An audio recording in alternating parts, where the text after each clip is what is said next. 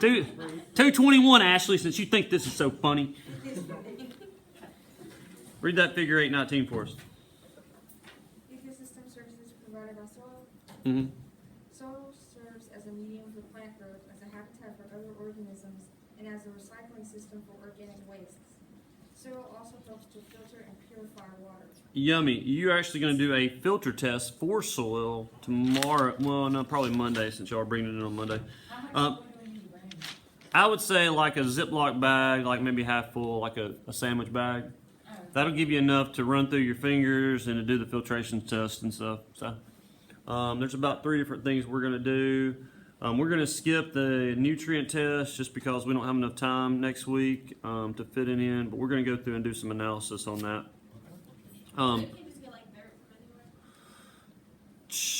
Yeah, I mean, like I would say from around your home, if you want to test what the dirt is composed of.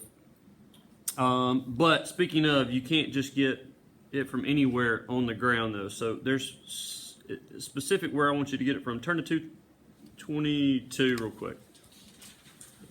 222, how is soil formed? Trent, read 820 for us. Soil is a mixture of organic and inorganic matter. The breakdown of rock and primary minerals from the parent material provides the inorganic matter. The organic matter comes from organisms and their wastes. Okay, so inorganic meaning it doesn't contain what?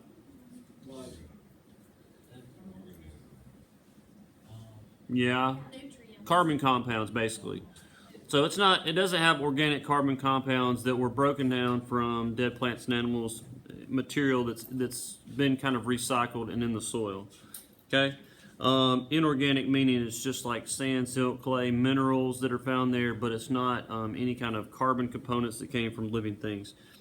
The organic material is really important though, because if you've got broken down organisms in the soil, then that provides the components for what? New organisms, right?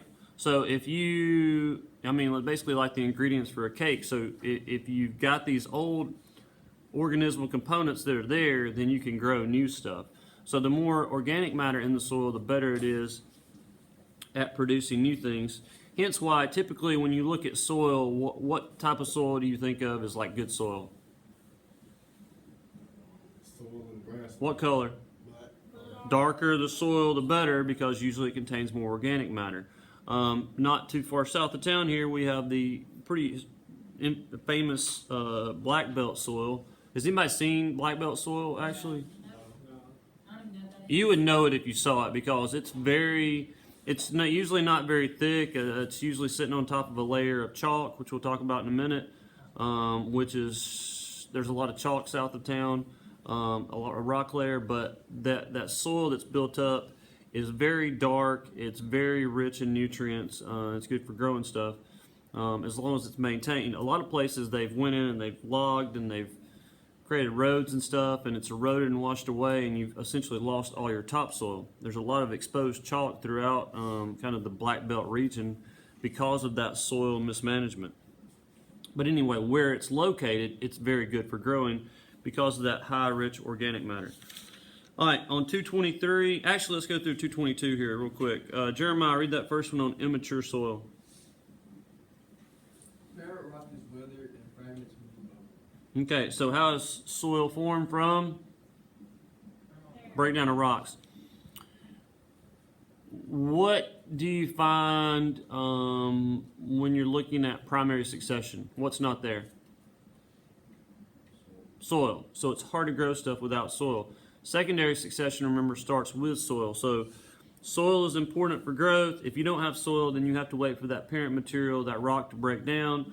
And like on volcanic islands or where glaciers have melted, and it takes a while to grow stuff if that's the case. JT, young soil.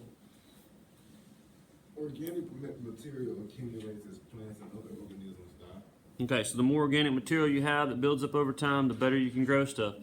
Like we said yesterday, the grasslands are the best soil, have the best soils in the world. That organic material, those grasses have been growing, breaking down, building up. A lot of times the grasslands burn. That organic matter just keeps building and building in the soil. And that's why we call those areas our bread baskets around the world, because they produce most of the food because of those rich nutrients. Now, grasslands don't get as much water, so we have to do what? Irrigate a lot. So that's another issue we're going to get into, especially when we get into the next unit on agriculture and sustainability. How do we keep producing the food that we need when you get upwards of 11 billion people? All right, and mature soil, DeQuinte? Mm-hmm. Are you on 222? Random amount of organic material are present in mature soil. All right, what do we call that rock on the bottom that's kind of like you go down, you hit rock, that's kind of your base? Obsidian. Bedrock, yes, that's what we were going for. When they say the term parent material, that's where it's just the soil is coming from as that bedrock breaks down and those rocks get smaller and smaller over time through chemical and physical processes. On 223, you need to know the layers of the soil. I can almost guarantee you'll see this at some point on a quiz or test this year. Somebody forgot their alphabet here. We start out with O at the top. O's at the top for what reason, Smelly?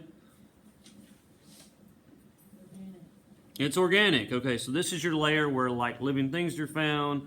You've got a breakdown of nutrients there. So leaves and grass and bark and stuff like that's on that organic layer on the top. Underneath that, so like if you went out in your yard, you dug the grass back, and you dug down maybe at 2 or 3 inches, you're going to get to topsoil. Now, for most of you, you probably don't have very much topsoil because you live in a neighborhood, and when they built that neighborhood, what did they do? They bulldozed everything down to mostly subsoil, probably down to mostly like the B horizon there, and then that's where they built the whatever they're building. You don't have to look any farther than out back here where they're building a new addition on, and they dug all the organic horizon and the topsoil down. It looks like there may be a little tad bit of topsoil left, but not much. And most of it's in that B horizon. They've compacted it, and then they're going to concrete over top of that. All right, so subsoil underneath, the B part doesn't contain really any organic matter. Topsoil is different from the subsoil in that it has mixed in some of that broken down organic matter. Okay, so the richer, the deeper the topsoil, the more stuff you can grow. Okay, and then C, I'm not really worried about so much. All right, so you need to know that soil horizon. I would sketch it out. Make sure you're familiar with kind of what's going on in each one, especially the top 2 or 3. How does protecting soil protect water quality? What's the number one aquatic pollutant? Sediment. When you have dirt in the water, it is bad. Let's go ahead and answer the next question here. How does unprotected soil harm waterways? When you have sediment and erosion, that sediment gets into waterways. Why is that bad? Why do we call that a pollutant, Colby? What's that? What's this, Colby? Other Colby? Why is that bad for organisms? Okay, anything with gills, it can coat the gills. What about plants? Not as much light gets through. It can actually coat and cover the plants where you have a bunch of sediment that settles down in on top of them. So sediment in the water is very bad for the organisms that live there. Can you stop goofing around with that? Yeah, you. Who's the only person goofing around? Chill out together. All right. How does protecting soil protect water quality? So if you protect the soil so it doesn't run off, then you protect the water, since that is our number one pollutant in aquatic water. Really fresh, for sure, fresh water, because ponds and lakes and rivers and streams get lots of sediment runoff from human-caused activities. Okay? Any questions there? Any questions? 224. Soil composition and properties. What does composition mean? What it's made of. There are 3 main components of soil. What are they? Rock. Layla? Organic material. Rock. What are the three particles that make up most soil? Sand, silt, and clay. Sand, silt, and clay. Good. Now, it depends on where you are, but there may be organic materials mixed in there with it, though, and various nutrients. But those are the three main components of soil. Monday, when you get in here, JT, y'all are going to take your soil. Y'all are going to do a couple different tests to determine what the amount of sand, silt, and clay, and those are very important in terms of productivity. Anybody wants to be like a civil engineer, understanding and knowing soil is very important because you got to know like how much weight different soils can hold. If you're Jordan, if you want to go out and build you a pond out in the middle of the woods somewhere, it's important to know what type of soil you have. Donovan, if you want to go live out in the woods and live deliberately like Thoreau, and you build you a house, you may have to put up a septic tank, so you've got to understand soil there. So understanding what your soil is composed of is very important for a number of reasons, probably many of which you've never thought of, but when you become adults, you will have to. I'm 18, I'm already an adult. Not in Alabama, you're not. Am I right, Luke? Exactly. You can go off to war and die. You just can't be considered an adult. Remind me to edit that out. Let's see. Soil formation. Oh, what is... We already talked about that. Let's see. Oh, perk test guy. So at the top of the notes here, did I put perk test? Speaker, perk test. Okay. They won't let us have any speakers.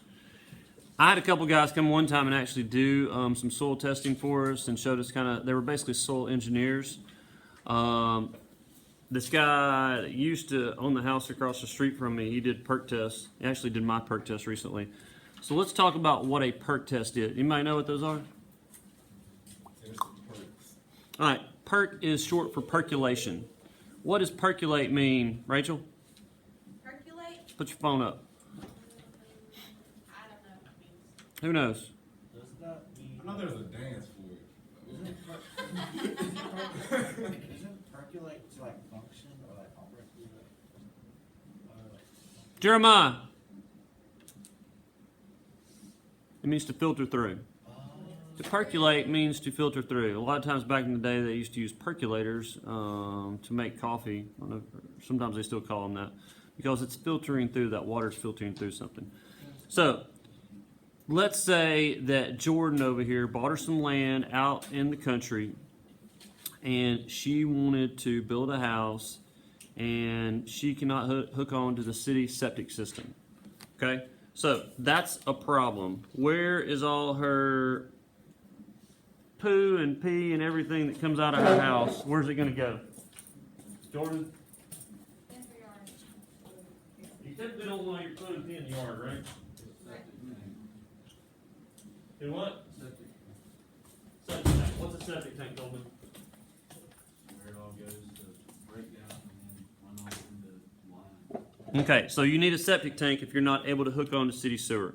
So for all of us that live around here, like at the school, you go to the bathroom, flush the toilet, those goodies go where? City sewer. The city treatment plant. So if you go down the road, take a left at the Chevron, across from those apartments. I think what's the name of that road? Mine goes in my backyard. The avenue? Yeah, across from the apartments. You take a left there at the Chevron and you go around through there. Y'all know where Pico is? Fight for Wire. So if you're across from Pico, if you look across the road, there's like 3 big concrete, like swimming pool looking things. And they've constantly got stuff in it. That's where 95,000 people's poo and pee and everything else in the city of Tuscaloosa goes to be processed and broken down before it's released in the creek out back. I think it's Cypress Creek. And then consequently it runs into the Black Warrior River in another mile or so. So it has to be broken down. 95,000 people every day are going potty, and their stuff is headed over to that sewage treatment plant. Okay? So we have a way of breaking down sewage so it doesn't get in the water supply in people's yards and the creeks and streams. Now, if you live out in the country, Jordan, you have to get a septic tank. So you have to have somewhere for your stuff coming out of your house to go to break down before it's released back into the environment. Now, basically what happens is there's a pipe comes out of your house. All the stuff goes in the septic tank. It's broken down. After it's broken down, there's pipes that lead out into your yard, usually 2 or 3 feet under the ground. Okay? Mine take a bunch of rocks and stuff when it comes out. Out of your septic tank? Do it by the line. Usually there's like rocks or stuff Yeah. around it. They may line it, but usually they cover it back up like it's usually deep. Yeah, I don't Because see if it's it. that close to the surface and it's got rocks, then if there's enough water, it can float up the surface. I And don't you, see the poop. you sure those lines aren't like French drains or something? Drainage lines for like water going through your yard? I just see some rocks over where they must. Yeah, I don't think those are field lines, because if they are, then you'd have sewage all in your yard. So, but you may have a septic tank for sure, but that doesn't sound like field lines. Field lines are usually buried. So, in order to, it's not covered in rocks though, or it would come up to the surface. I don't see it. I hope not. I'm telling you, I just don't think that's what those are. I've never heard of a field line being buried with rocks around it where then it could come up to the surface too easily. You would definitely smell it if that was the case. Anyway, where was I going? Oh, so when you put in your septic tank, before you can put in a septic tank, you have to have a certain type of soil, okay? Because the stuff coming out of the septic tank has to be able to be absorbed into the soil around it. If you have what type of soil, which one do you think would be worse for having a septic system? Why clay? Yeah, it's very compacted, and it wouldn't be able to filter into the surrounding area. So you want, once that stuff is broken down from your septic tank, to be able to be absorbed into the soil and further broken down by microorganisms and stuff. And so I don't know that you would want completely all sand either. You'd probably want some type of mixture. But you definitely don't want all clay, because the lady that came out and that came out and checked the perk test said if it was that soil down there, this would have never perked and you would have had to figure something else out. So basically what happens is you pay somebody $350 to come out for about 15 minutes worth of work.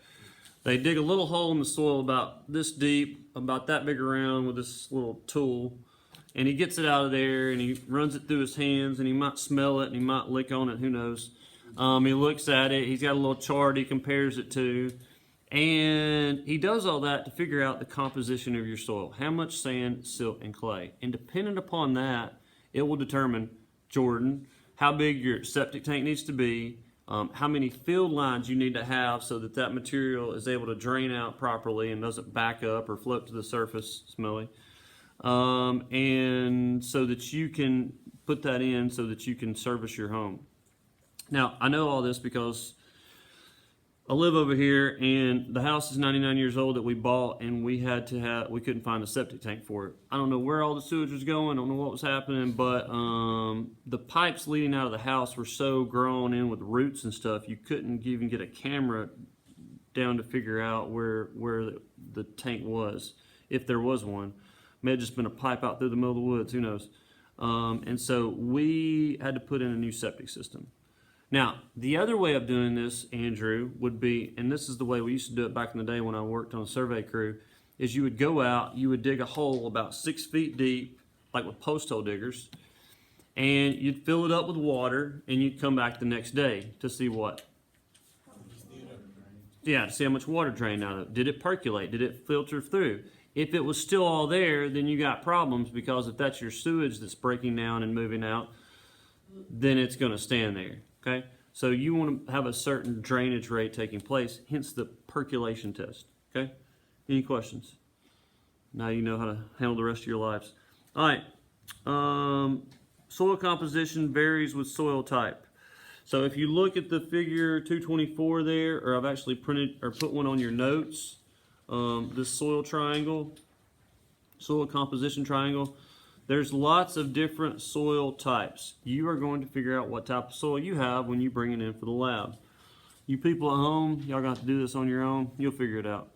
If you have trouble, let me know. Let's see here.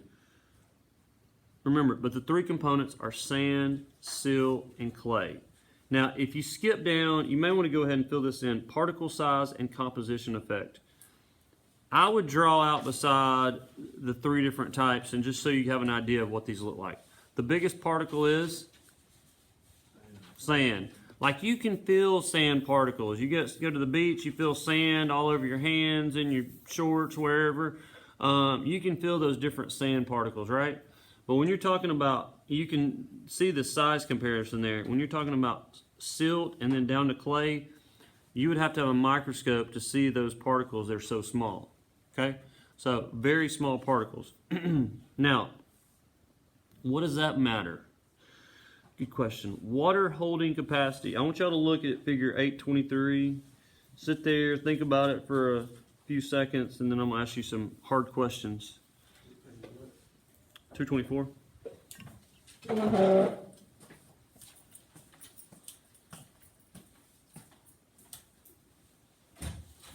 What up? Who dressed up wants their picture taken?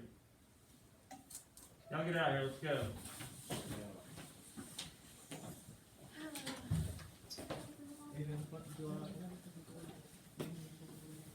Did you make that skirt? No, You bought that? Yeah. Where'd you get that? TJ Maxx. Really? Long time ago. It's I like got it. last year, this is, after it. I gotta look for one of those. Unless anything about getting one. Yes. Yeah. Sorry. You don't want some of this action, Layla? This is How not. about you, Jemiah? No? Hey, y'all can be wallflower girls in here if you want to, whatever.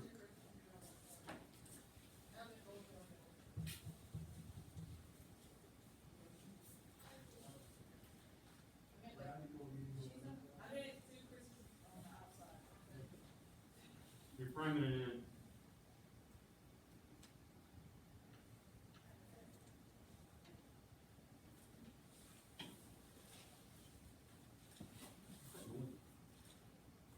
Don't pull that down so far. Mary Beth.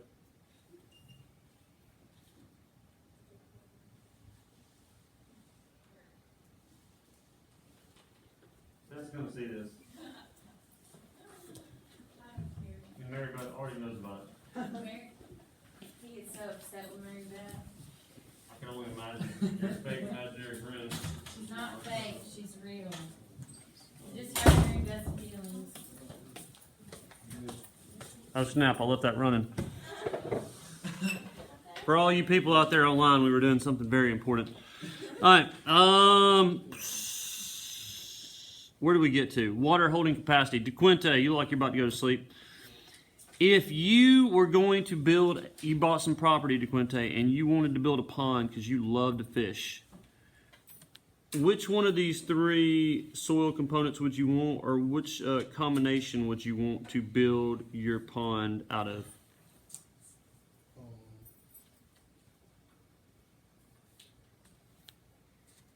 Soup. Well, silt and sand.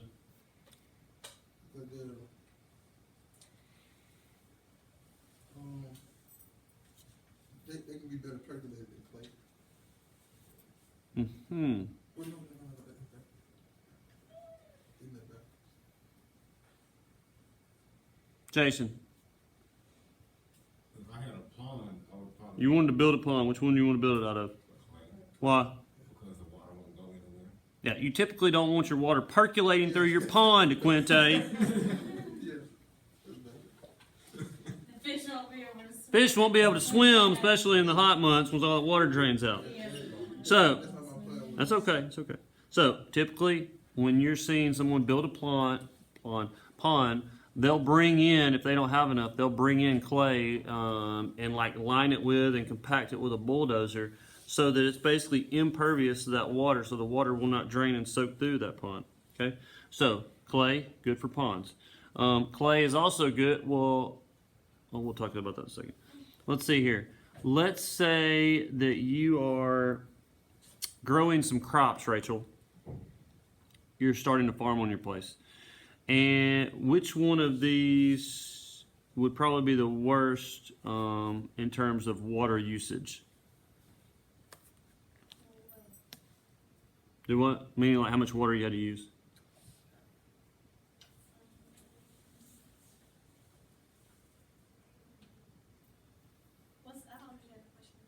if you had a farm and you wanted to grow some plants and you didn't have a lot of water for irrigation, which one of these would you not want? Yeah, I wouldn't want sand Why not? because it drains within an hour. Yeah, so the water would drain down through it and wouldn't hold it. Would you want clay, Jemiah, if you were farming? You sure? What happens if you have too much clay in your farming? It won't drain, so what would happen to water? It would just stay there. Stay there, stay on top, and what happens to plants if they're underwater? They can drown. What do you think would be a better option if you were farming, Jordan? The better option would be silk. Silt still takes a long time to drain. What do y'all think's a better option? Yeah, Combination of silt and sand. probably a combination of, yeah, you could combination of the three, really. Sand, silt, clay, so that you have some drainage and that you have some water retaining properties. And then also, this is where the organic material comes into play, because organic material kind of acts like a sponge. It helps to absorb water. When it's dry, it helps to release some of that water to the plants. So the more organic material helps with that water drainage retention issue. Okay, it helps both of those, which is a beautiful thing. Okay, so water retention impacts productivity and fertility of soils. What is water retention? What does that mean, Andrew?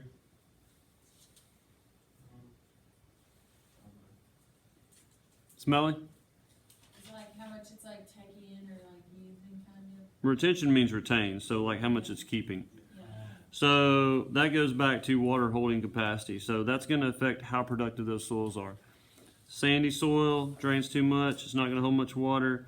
But you definitely don't want clay either, because it's probably going to hold too much near the surface, and those plants could drown especially if you're getting lots of water. All right, particle size and composition effect. We already looked at the particle size. Like I said, clay's super duper small.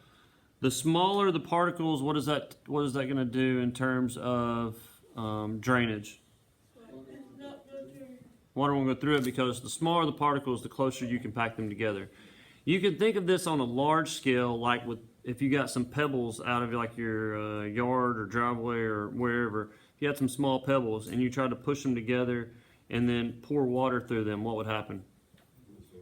Water just flow right through them, because there's a lot of spaces. So the bigger the particles, the more spaces there is for that water and stuff to flow through there. Okay? What is the desert made of? It just depends on what area. Sometimes it's sandy, sometimes there's a lot of clay. You can really tell clay easily in a dry area where have you seen soil that's like cracked and breaks apart? Yeah. That's usually clay. It has a high shrink swell potential, which means like when there is a lot of water, clay gets really mucky and kind of like peanut butter and thick and hard. Yeah.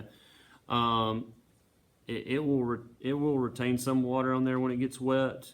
But when it dries out, it loves to just crack apart like that. Clay, is typically what's used for making what? Sculptures, pottery and stuff. But you really have to have really good, like, pure clay, because if the impurities you have when you go to like fire it and stuff, then it will cause cracks and breaks and stuff. So when you're making like a pot, like if you were a Native American 700 years ago, you wanted to make a pot, you wouldn't go get a bunch of sand to make that out of.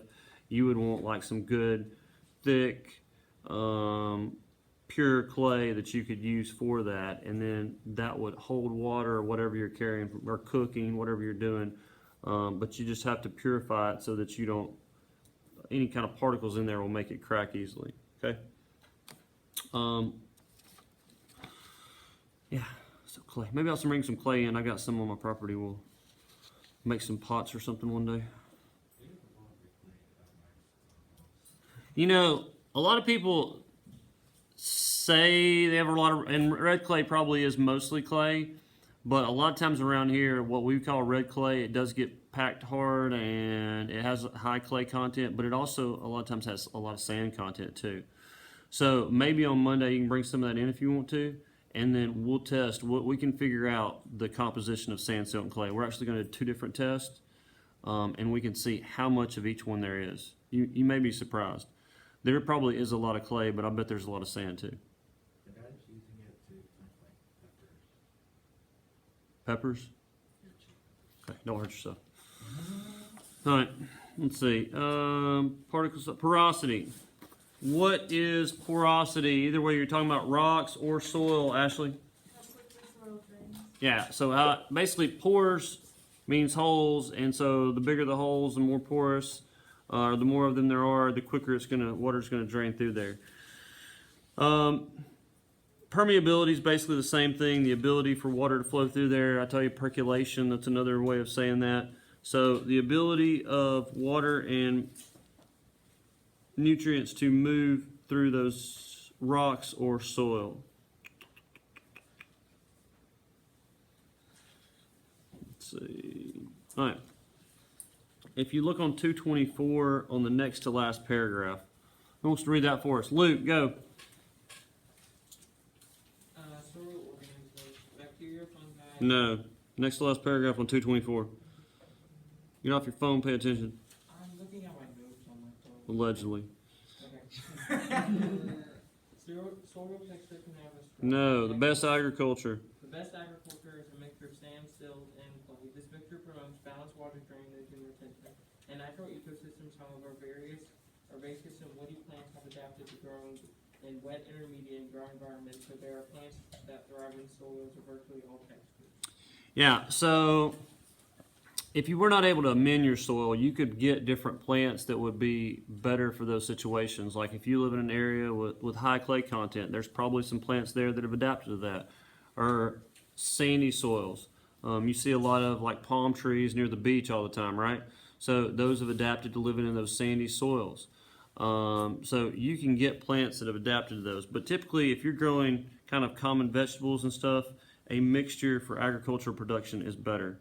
Because I don't want to get too far into agriculture, but most of the plants we grow, Jeremiah, are not from around here. You got stuff that's going to be from South America and Asia and Africa and Middle East, and so stuff that we have is from all over the world, and so they need something that's a little more benign for them to grow in a lot of times than maybe a hard clay or too much sand. So they need something that's a little more in the middle.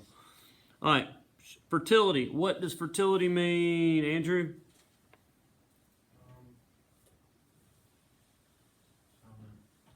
Rachel. The ability to produce. Yeah, the ability to produce. In the case of what we're talking about here is the ability to grow stuff, right? So the higher the organic content, the more it can grow. Now, fertility is going to be a direct factor of nutrients and what type of soil there is. So there are three main nutrients that plants need, and they're found in most fertilizers that you buy at the store. What are they? Nitrogen, phosphorus, and Nitrogen, phosphorus, and it's NPK. Y'all need to write these out. NPK. They're always in that order. potassium. Yes. Nitrogen, phosphorus, and potassium. I'm going to go ahead and give you the lab so y'all can see this part of it. So when you guys go and... Does anybody use fertilizer for their treatment? You did? I know some people in the other class did. They varied fertilizer. Some of y'all just added fertilizer to your plants when y'all planted them. Sorry. But you'll see on the bag, it'll say NPK on there, and it'll have the percentage of each one on the bag. Okay? Nitrogen, phosphorus, and potassium. I just had to draw the soil triangle. You want to draw what? The soil triangle. Just trace it, or print it off. One of the three. Alright, I guarantee you, well, we're going to get the soil triangle in a second. Alright, this the lab we're doing on Monday. Yeah, we're actually going to start tomorrow. We're going to do a couple parts, but we're going to do the soil that you bring in. Or you do that component on Monday. Oh, Oh, another lab. Ooh, activities. Alright, turn to page 3.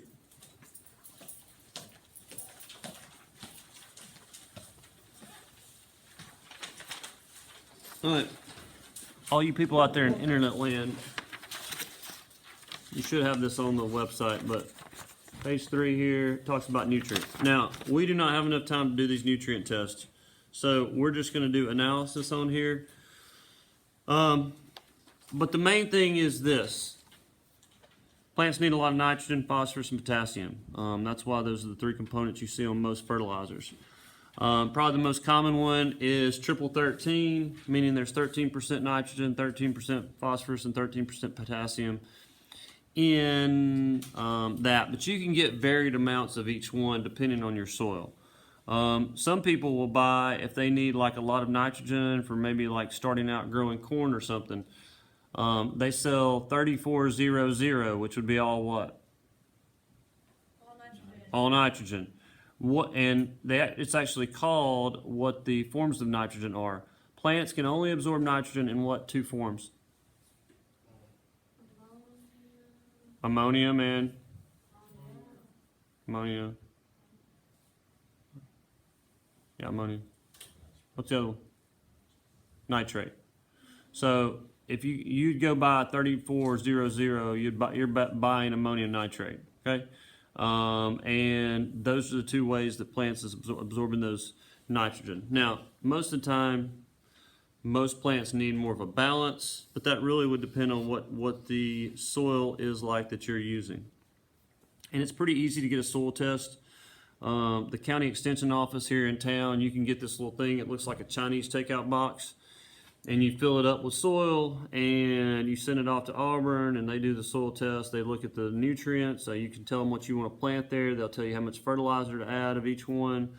They tell you how much sand, silt, and clay is. But that part's pretty easy. That's what we're going to work on tomorrow. Okay.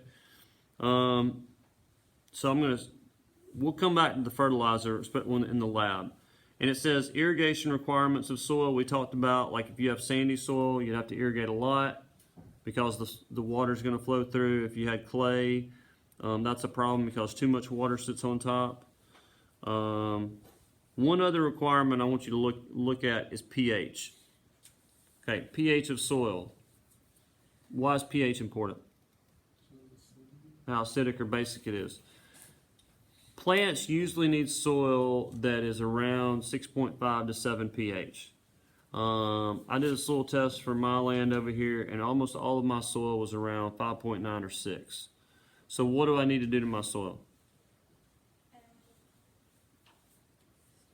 Can I change the pH of my soil? Yes. How can I change the pH of my soil? Well, traditionally fertilizer is more of a nutrient input, but you can add something. So if it's 5.9 or 6, the soil is what? Acidic. So what do you need to do to change that? Pour some bleach on it. Pour some bleach. Tums. What's Tums made out of? And You see that right there, people on the internet? Tums is an antacid. This is the generic brand. It's made out of calcium carbonate. Calcium carbonate is the same component as what?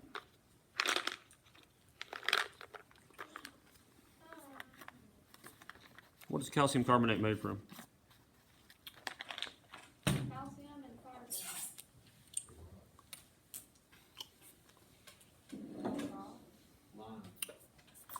Limestone is made of calcium carbonate.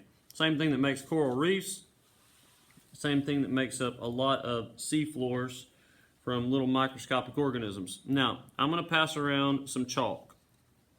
So this isn't typical chalk that you would like write on the board with. This I got on the side of a riverbank down toward Demopolis, and there are some fossils on it because I like to go fossil hunting. But calcium carbonate is basically made from chalk. Now, don't go eating chalk. It's just a purified form that they use. And they put some flavoring in there so these Tums taste like candy.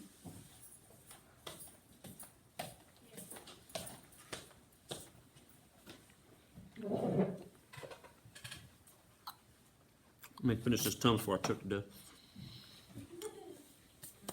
We had a lime that come out of one of our Lime, yes. So in order to change the pH, most people add lime. Lime is made out of calcium carbonate or limestone. And probably what you had were like lime pellets. You can go buy lime pellets at the store in a 50-pound bag for about $4 or $5. And you add that to the soil, you mix it into the soil, and what's that lime going to do to the soil, Jeremiah? It's going to raise the pH, depending upon how much you add. Good. Just like, why do you take an antacid, Jason? You ever take Tums? I had to. Okay, well, let's... I remember I ate one just because it tasted good, but I didn't eat too. That's inappropriate. Let's say, why do people take Tums? Acid reflux and stuff. So, because of too much acid, they take an antacid because this is basic, okay? And to raise the pH. So the same thing in the soil. You're adding basically the same thing here, calcium carbonate or lime, like Colby said, to the soil, and it will raise the pH. Now, why does pH matter? Typically, when you have soil that's too acidic, it's harder for the plants to absorb nutrients. A lot of times, nutrients will get like leached away from the soil, and it makes it more difficult for those plants to grow. Now, some plants like acidic soil, Colby. For instance, blueberries. They like a really acidic soil. I want to say about 5.5 or so. So, can you make your soil more acidic? Yes. There's some type of sulfur compound that you get at like Lowe's or Home Depot that you can add to your soil around blueberries. I want to say maybe strawberries, and there's another one like potatoes or something. There's a few common crops that like acidic soil. Most do not, though. But anyway, why would sulfur? What do you think of when you think of sulfur in chemistry class? Sulfur, chemistry class. Sulfuric acid, good. What's a component of acid rain? Sulfuric acid, good. Yes. So whatever that sulfur compound is, yes, it makes the soil more acidic if you have to lower the pH. All right, let's see here. Practice the soil triangle. Oh, we got to do this before we quit today.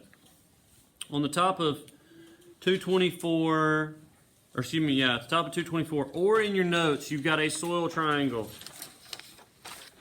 People see this? Okay. So, write this down somewhere. It's just for practice, okay? I guarantee you will have to do this on the test. Okay, so let's pretend that you have some soil, DeQuinte, and it is 30% sand. You writing this down? 30% sand, 30% silt, and 40% clay. Okay, I want you to use the soil texture chart up there and figure out what type of soil it is. Do not yell it out. 30% sand, 30% silt, 40% clay. So, the main component of this stuff right here, this is the chalk. Okay? There are obviously some other minerals in it. It's not quite like maybe some chalk you've seen, but it is chalk.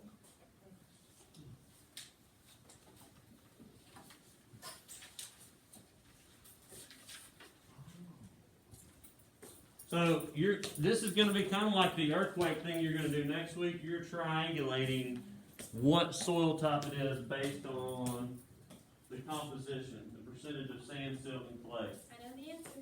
Doubt it.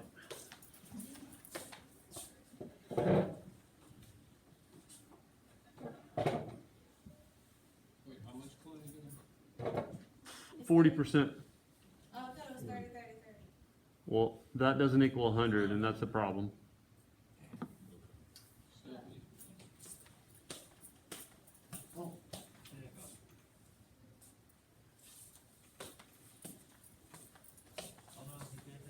You people at home doing this? You should be. All right, let's see here. Don't get sassy with us, Donovan. All right, so it's hard to see up here because I don't know why, but anyway. Is that sand on the bottom? Yeah, sand. So sand 30% right here. You go up this way. Silt over here, 30%. You come down this way. Clay over here, 40%. You come over this way. So where all three of these come together, you should be on the border of clay loam. Is that what y'all got? Yeah. See how we get that? Let's do one more real quick here. 50% sand, 20% silt, and 30% clay. See if you can figure that one out real quick. Do not yell it out. How many square? Sand, silt, and clay, 50, 20, 30. I always do them sand, silt, and clay just because it's smaller to larger. 50, 20, 30.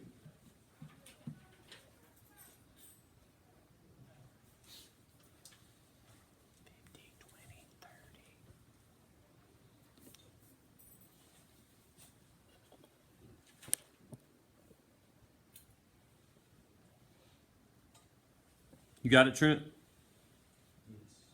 What'd you get? Sandy clay loam. What'd you get, Donovan? Get your life together.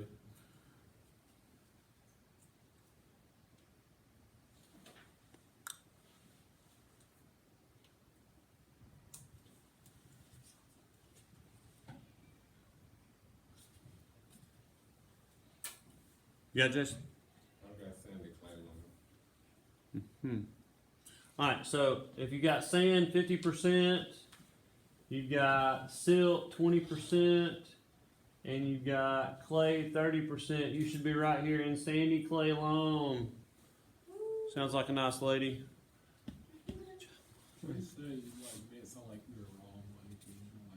Don't get sassy with me, Colby. So, loam just means a mixture, yes. So when you see that term loam, that you know what that is. Any questions?